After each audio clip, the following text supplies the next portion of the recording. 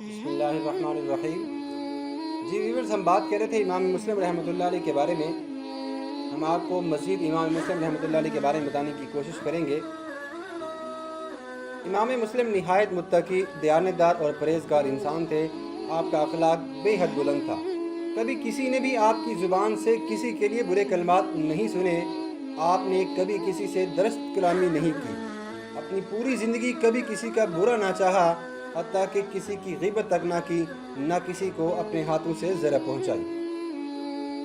امام مسلم رحمۃ اللہ علیہ نے 20 سے زائد کتابیں تصنیف فرمائیں، لیکن ان میں سب سے زیادہ شہرت اور عالمگیریت، مقبولیت کے لحاظ سے جو بڑی کتاب ہے آپ کی، وہ ہے صحیح مسلم۔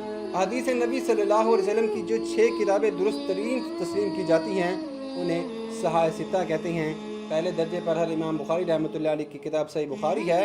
صحیح بخاری اور صحیح مسلم دونوں کو جب ایک جگہ ذکر کیا جائے تو انہیں صحیحین کہا جاتا ہے۔ امام مسلم رحمۃ اللہ علیہ اپنے روز و شب کا بیشتر حصہ مطالعے اور تصنیف اور تالیف میں بسر کیا کرتے تھے، لیکن آپ معاش کے لیے بھی کچھ وقت نکال لیا کرتے تھے۔ آپ کپڑوں کی تجارت کرنا پسند کیا کرتے تھے۔ محدثین کی اصطلاح میں احادیث نبی صلی اللہ علیہ وسلم کے اس مجموعے کو صحیح کہا جاتا ہے، جس میں بیان کردہ تمام احادیث کے راویوں کا سلسلہ آخر تک متصل ہو۔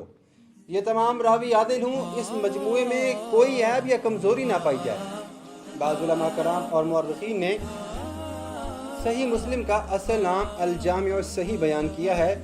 جامع حدیث کی اس کتاب کو کہتے ہیں جس میں تفسیر سے متعلق احادیث بھی شامل ہوں۔ اس پر دیگر اہل علم نے توجہ دلائی ہے کہ صحیح مسلم میں تفسیری احادیث کم ہیں، جبکہ اس کا جواب یہ دیا گیا کہ امام مسلم رحمۃ اللہ علیہ نے تفسیر سے متعلق اکثر روایات کو کتاب کے مختلف حصوں میں بیان فرمایا ہے، اس لیے کتاب التفسیر میں انہیں دوبارہ درج نہیں فرمایا۔ امام مسلم کی کتاب صحیح مسلم اسناد اور حسن ترتیب دونوں لحاظ سے بہت اعلیٰ حیثیت کی حامل ہے۔ اگرچہ امام بخاری رحمۃ اللہ علیہ کی کتاب صحیح بخاری سند کے اعتبار سے سب سے بہتر قرار دی گئی ہے، تاہم چونکہ امام بخاری رحمۃ اللہ علیہ نے فقہی احکام کو پیش نظر رکھتے ہوئے حدیث کو ترتیب دیا ہے، اس لیے انہوں نے ایک ہی حدیث کو متعدد طریقوں سے مختلف ابواب میں درج فرمایا ہے، جبکہ اس کے برعکس امام مسلم رحمۃ اللہ علیہ نے ہر حدیث کو ایک خاص باب میں درج فرمایا۔ اس بنا پر صحیح مسلم سے استفادہ کرنا آسان ہے۔ بہرحال یہ بات تسلیم شدہ ہے کہ امام بخاری نے جس وقت احادیث نبی صلی اللہ علیہ وسلم کی ترتیب کا کام شروع فرمایا تھا، اس وقت ان کے سامنے کوئی مثال موجود نہ تھی۔ انہوں نے 6 لاکھ احادیث میں سے ایک ایک کے بارے میں تحقیق کر کے 7275 احادیث منتخب فرمائی اور صحیح احادیث کو محفوظ کر دیا، جبکہ امام مسلم نے جب احادیث لکھی اور حدیث کی کتاب لکھی تو ان کے سامنے امام بخاری کا کام بھی موجود تھا۔ اس طرح ان کے لیے آسانی پیدا ہوئی کہ وہ حدیث نبی صلی اللہ علیہ وسلم کے مجموعے کو خامیوں سے بچانے اور اس کی ترکیب میں مزید خوبیاں پیدا کرنے کا اہتمام کر سکے۔ امام مسلم رحمۃ اللہ علیہ نے 15 برس تک شدید محنت اور عرق ریزی کے نتیجے میں رمضان 257 ہجری جولائی 871 عیسوی میں صحیح مسلم کی ترتیب کا کام مکمل کیا۔ اس غرض سے آپ نے 3 لاکھ احادیث کے بارے میں تحقیق فرمائی اور احادیث کے حصول کے لیے دور دور کے شہروں میں تشریف لے گئے۔ 3 لاکھ احادیث کا مجموعہ ترتیب دے چکے تو آپ اس وقت کے جید علماء کرام امام اور محدث حافظہ ابو زرع کی خدمت میں لے گئے۔ حافظ ابو زرع نے ان تمام احادیث کو ملاحظہ فرمایا جن روایات کی صحت پر انہوں نے اعتراض فرمایا۔ امام مسلم نے بلا تامل ان روایات کو اپنے مجموعے سے الگ کر دیا۔ امام مسلم کی یہ کتاب صحیح مسلم تقریباً 12,000 احادیث پر مشتمل ہے، تاہم اس میں تقریباً 8,000 احادیث مقرر بیان کی گئی ہیں اور 4,000 احادیث ایسی ہیں جو کہ غیر مقرر ہیں۔ امام مسلم رحمۃ اللہ علیہ نے صحیح مسلم کی تیاری میں غیر معمولی احتیاط سے کام لیا۔ انہوں نے خود براہ راست سیوف سے احادیث سماعت فرمائی تھی۔ آپ خود فرماتے تھے، میں نے اپنے محترم استادوں سے اپنے کانوں سے سنی ہوئی صرف 3 لاکھ احادیث میں سے یہ مجموعہ منتخب کیا ہے۔ پھر آپ نے یہ اہتمام بھی فرمایا کہ صرف ان احادیث کو مجموعے میں شامل فرمایا جن کی صحت پر شیوخ وقت بھی متفق تھے۔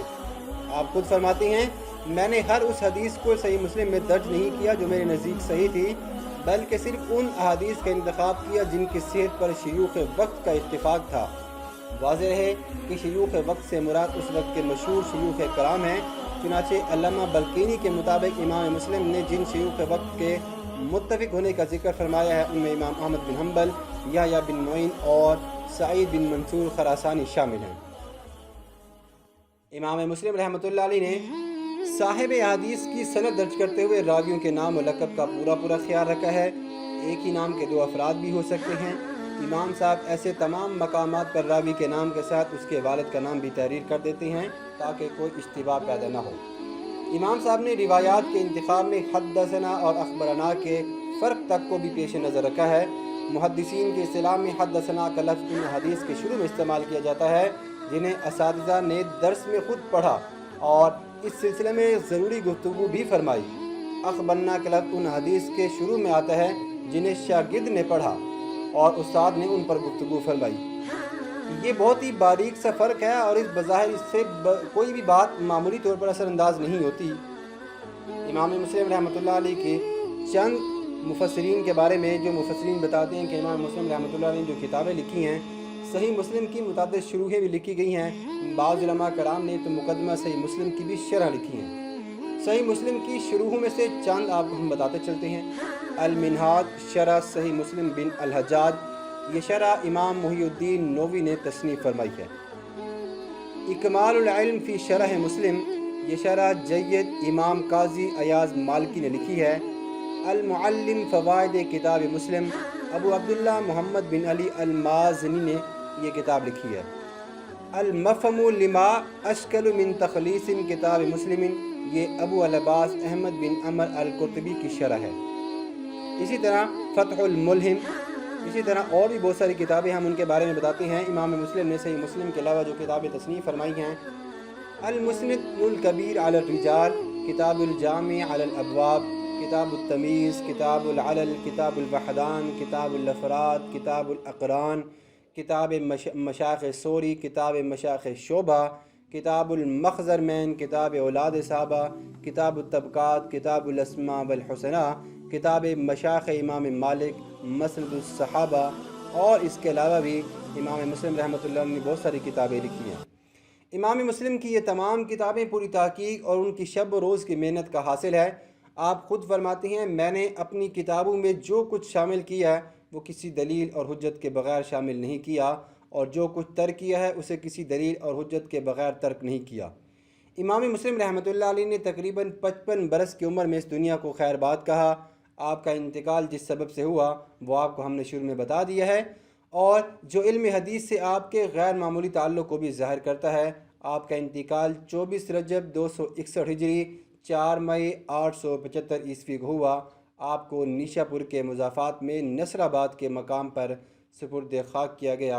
अल्लाह ताला आपकी कब्र पर हज़ारों करोड़ों बरकत रहमत नाज़िल फरमाए और हमें सही मुस्लिम किताब की रोशनी में इस्लाम और कुरान सुन्नत के मुताबिक उन पर अमल करने की तौफ़ीक़ अता फरमाए। आज की वीडियो उम्मीद करते हैं यहीं तक है, आपको ज़रूर पसंद आएगी। अगर आपको वीडियो पसंद आती है तो ज़रूर इसको लास्ट तक देखिएगा, चैनल को सब्सक्राइब कीजिएगा। अपना बहुत सारा ख्याल रखिएगा। अल्लाह हाफ़िज़।